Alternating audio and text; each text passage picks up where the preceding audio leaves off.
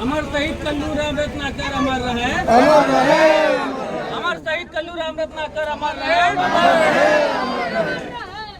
शहीद रत्नाकर अमर रहे। शहीद कल्लू राम रत्नाकर अमर रहे। जब तक सूरज चांद रहेगा, कल्लू राम तेरा नाम रहेगा। जब तक सूरज चांद रहेगा।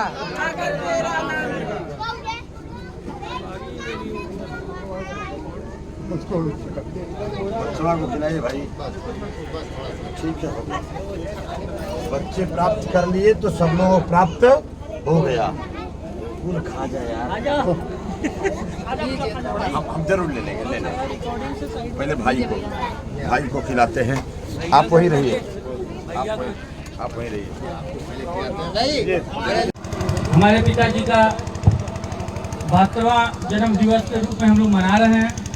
विगत 3 वर्षों से अध्यक्ष जी हम लोग ये कार्यक्रम कर रहे हैं। आज बड़ा सौभाग्यशाली है, एक हमारे युवा साथी सरदार सेना के राष्ट्रीय अध्यक्ष माननीय आर.एस.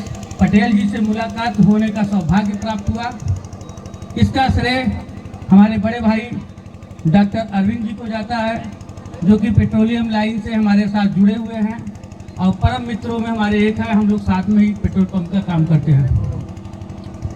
आज का जो कार्यक्रम हमारे परिवार और हमारे समाज के एक ऐसे हमारे पिताजी जो 70 किलोमीटर दूर से रावतगंज विधानसभा से विधायक बनने के बाद 10 वर्षों तक पूरे मिर्जापुर में या माना जाए तो पूरे उत्तर प्रदेश में कहीं न कहीं एक साहसिक काम करने का काम किया था।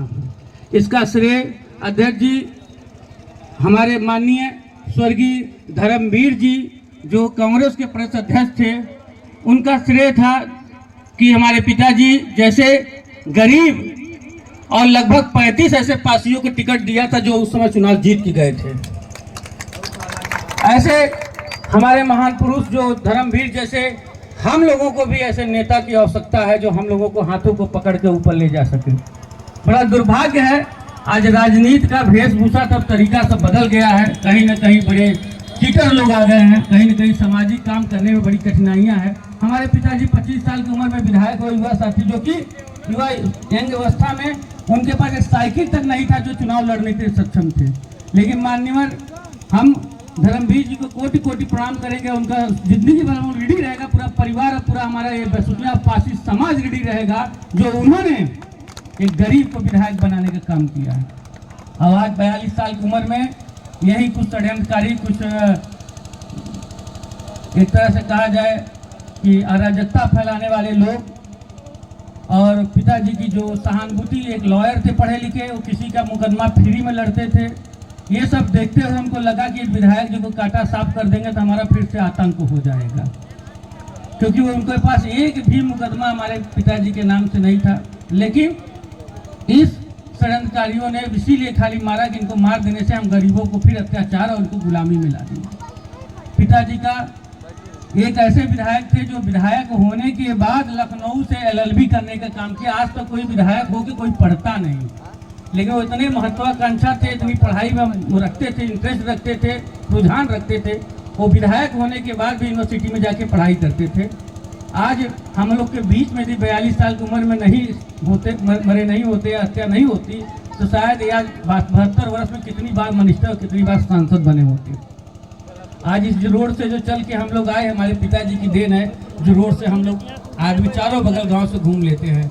आज उनकी पिता की यही देन थी कि इस गांव की चकबंदी 25 साल पहले गांव की चकबंदी हुई थी, जिसमें लगभग 2-3 बीघे का जमीन जो मिली थी शेष में, इसमें सभी दलितों को आवास के साथ साथ सभी को पट्टा दिया गया था।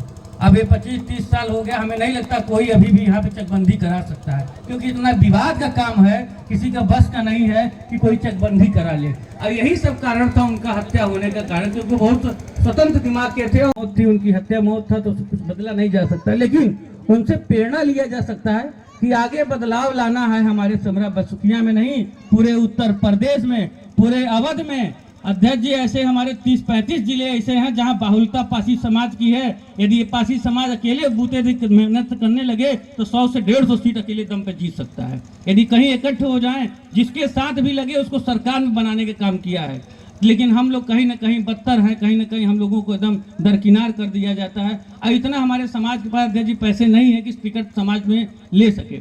हाँ, कुछ लोग ऐसे हैं जो समाज में बहुत सिद्धिर हैं, मुंबई से कमा के आए हैं, बहुत सारे जिलों में ऐसे लोग हैं जो टिकट को सक्षम है, खरीद के टिकट ले सकते, लेकिन उससे हमारे समाज का, हमारे क्षेत्र का, हमारे जिले का विकास संभव नहीं है, क्योंकि पैसे से राजनीति नहीं होती है।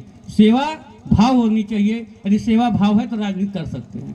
इसी क्रम में हम बहुत कुछ नहीं कहेंगे, क्योंकि देखिए पिताजी की जयंती, अध्यक्ष जी का बहुत शेड्यूल है और आप सबने समय दिया, इसलिए पुनः हमारे ग्राम के जितने सब हमारे चाचा, हमारी मम्मी, हमारे जितने परिवार के सभी अभिभावक बैठे हैं, सभी को चरण स्पर्श करते हुए हम सबको स्वागत अभिनंदन करता हूं और कहता हूं आप सब इस कार्यक्रम में आए।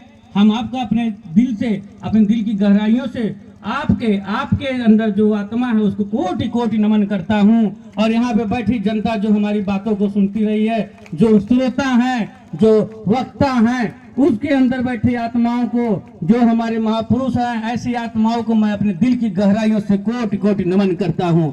और हम उम्मीद करेंगे कि अध्यक्ष जी अगली बार भी यदि हमारे लोग का जन्म उत्सव हो, क्योंकि उसके बाद क्योंकि ये हमारा थोड़ा सा पैर डिस्टर्ब हो गया था तो कार्यक्रम हमने थोड़ा स्लो कर दिया था।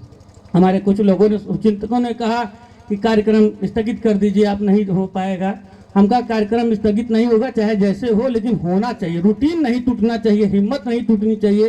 कुछ भी हो जाए लेकिन कभी हिम्मत नहीं हारना चाहिए।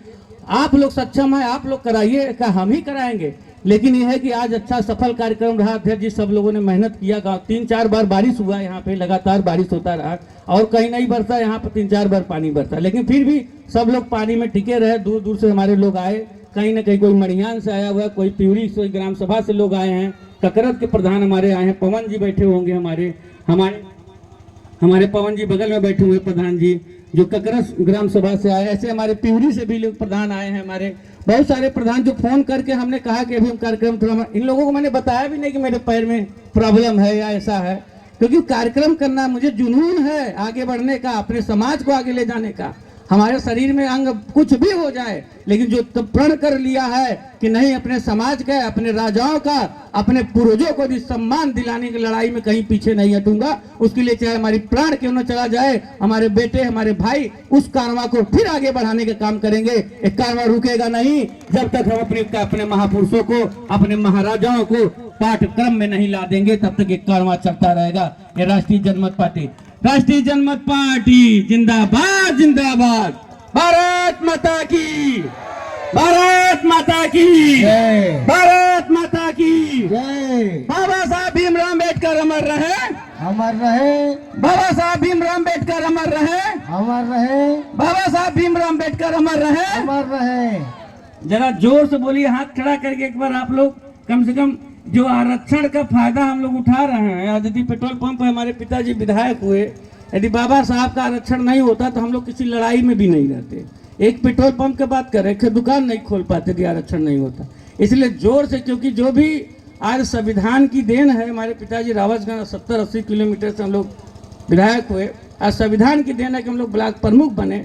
आज संविधान की देन है, भैया हमारे पेट्रोल पंप मालिक बने हुए हैं, हम भी 3 पेट्रोल पंप के मालिक बने हुए हैं, ये संविधान के। इसलिए बाबा साहब का जोर से नारा लगे, बाबा साहब भीमराव अम्बेडकर अमर रहे, अमर रहे, अमर रहे, बाबा साहब भीमराव अम्बेडकर अमर रहे, अमर रहे, अमर रहे। Doctor R.S. पटेल जी जिंदाबाद, जिंदाबाद जिंदाबाद, डॉक्टर R.S. पटेल जिंदाबाद, जिंदाबाद जिंदाबाद, सरदार सेना जिंदाबाद, जिंदाबाद जिंदाबाद, सरदार सेना जिंदाबाद। जिंदाबाद जिंदाबाद।